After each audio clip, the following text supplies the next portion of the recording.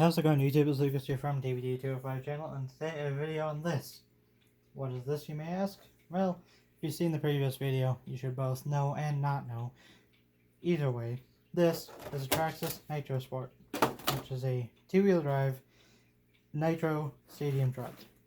And you may ask, well, I didn't even know such a thing existed. Well, I mean, it's a little bit more uncommon to find a four-wheel drive Nitro stadium truck, but apparently every single company around the 90s decided to make two-wheel drive stadium trucks and race them. I have never seen a race of these, but I know that they exist, obviously, because you got Offna, Duratrax, Losi, Team Associated, Traxxas. Yeah, all those companies. I think Offna didn't, but possibly. And even some brands you probably never even heard of have two-wheel drive Nitro stadium trucks. Technically, originally, like Traxxas started with a Nitro Hawk, which was a Nitro variant of the Hawk, which is another two-wheel drive stadium truck that I actually had. But this came afterwards, and at some point, the Nitro Rustler came out, which is basically the same thing. And then the J-Tow came out, which is basically the same thing again, but with the 3.3. Why they bothered to call it a different name, I don't know. So, this thing, it does not run for any reason that I know of. It just doesn't get fuel. That's not really necessarily important because I'm not going to be running it, but I guess I can probably show you around because most people probably haven't seen this or have seen a variant of this. You got ribbed front tires that are on bearings, or bushings. Those are bushings. And they are very finicky, and I do not like them because they never work. And never work well, anyway. Rear tires are pin spikes that are also deep dished like the fronts. And interestingly, the front is wider to accommodate the shorter front A-arms of most Traxxas two-wheeler vehicles. So the front and rear track width is about the same, or at least the offset of the tires is about the same. Oil-filled shocks in the front of the coilovers, oil-filled shocks in the rear, also coilovers. You got plastic drive shafts and stuff back here, standard two-wheel drive rear A-arms, a transmission that only, as far as I know, has one single speed, no reverse, and just massive, gigantic spur gear that is probably the same size as the classic T-Max, I think. The battery box is back here for the servos. The receiver sits up here. Servo sits up here. The throttle servo is back here, and the brake servo, which is the same thing,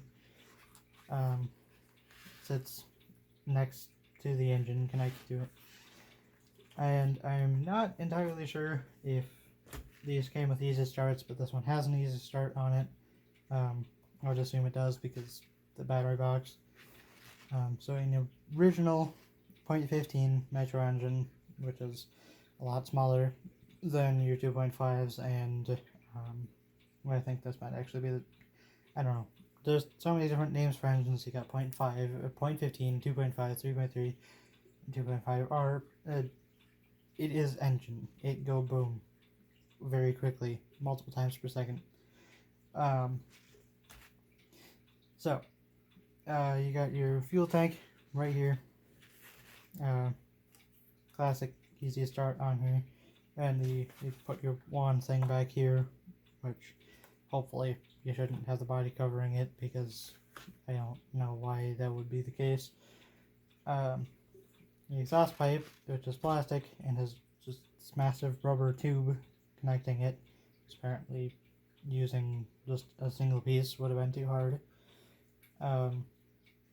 Is there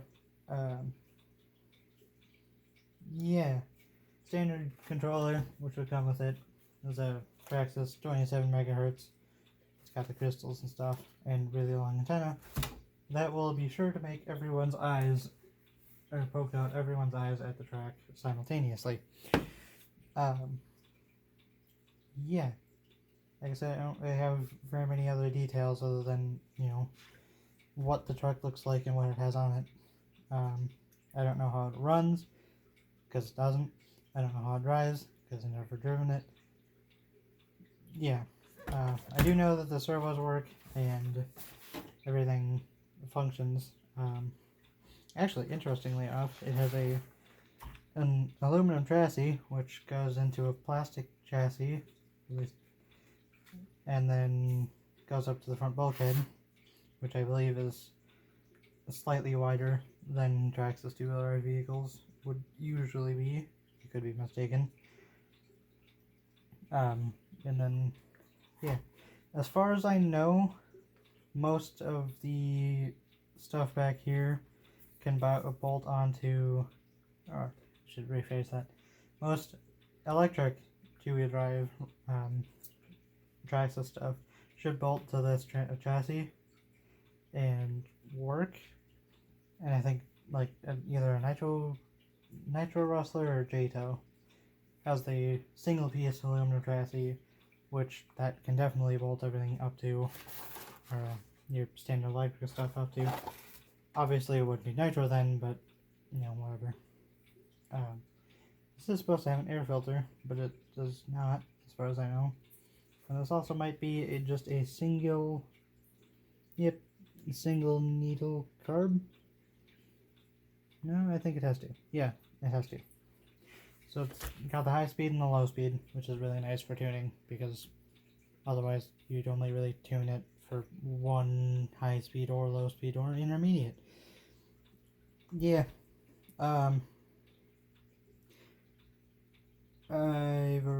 Yeah. Lucas out. Bye, YouTube.